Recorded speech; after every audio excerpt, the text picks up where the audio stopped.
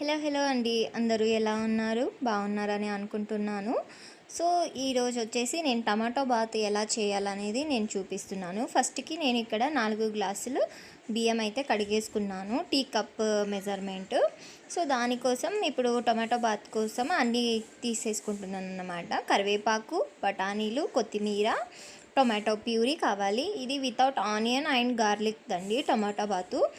So ఇప్పుడు cooker పెట్టేసేసి oil వేసేసి ఆవాలు, జీలకర్ర, మళ్ళీ బిర్యానీ ఆకు, స్టార్ చెక్క, లవంగం, స్టార్ ఇది ఉంటుంది కదా అది, ఇలాచీ, మళ్ళీ పెద్ద ఇలాచీ, ఇంగువ వేసేసి కొంచెం అవి ఫ్రై అయినాక ఇది జింజర్ వేయాలండి. జింజర్ వేసినాక కరివేపాకు కూడా వేసేసి బఠానీలు వేయాలి. అవి కొంచెం మగ్గినాక టమాటో ప్యూరీ అయితే వేయాలి. నేను ఇక్కడ టమాటో ప్యూరీ ముందుగానే చేసేసి ఫ్రిడ్జ్లో పెట్టుకుంటాను. సో అదే వేస్తున్నాను ఇక్కడ. అంటే 3 టొమాటోకి 3 స్పూన్స్ అట్లా వాడతాను.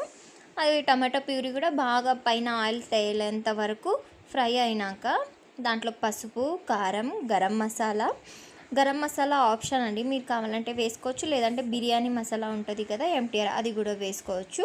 సో వేసేసుకొని బాగా కలిపినాక దీంట్లోకి అవి నానబెట్టుకున్న బియ్యం అయితే యాడ్ చేయాలి. యాడ్ చేసేసి అవి కొంచెం ఆయిల్లో కొంచెం ఫ్రై అయ్యేటట్టు చేయాలి. అప్పుడే అన్నం మాకు పొడి పొడిగా వస్తుంది. ఈ బియ్యం అయితే మేము మామూలు బియ్యం 3 గ్లాస్ తీసుకుంటే బాసుమతి బియ్యం 1 గ్లాస్ వేయాలి. వేస్తేనే కొంచెం అన్నం బాగా పొడి పొడిలాగా వస్తుంది, బిర్యానీ రైస్ లాగా వస్తుంది. ఇక్కడ చూడండి, ఇట్లా ఆయిల్లో ఫ్రై చేసేసి ఇక్కడ 4 గ్లాసులకి 8 గ్లాసెస్, ఎగ్జాక్ట్ 8 గ్లాసెస్ అయితే వాటర్ పోసుకోవాలి. అప్పుడైతే మెత్తగా అవ్వదు, అన్నం కరెక్ట్గా వస్తుంది. సో ఇప్పుడు సాల్ట్ వేసేసి కొత్తిమీర వేసేసి 3 విజిల్స్ పెట్టాలి. 3 విజిల్స్లో అన్నం అయితే అయిపోతుంది.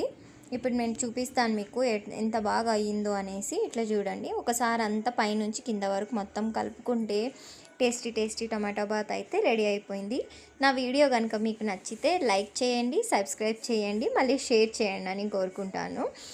సో మళ్ళీ నెక్స్ట్ వీడియోతో మళ్ళీ ఇంకో కొత్త వీడియోతో కలుద్దాము.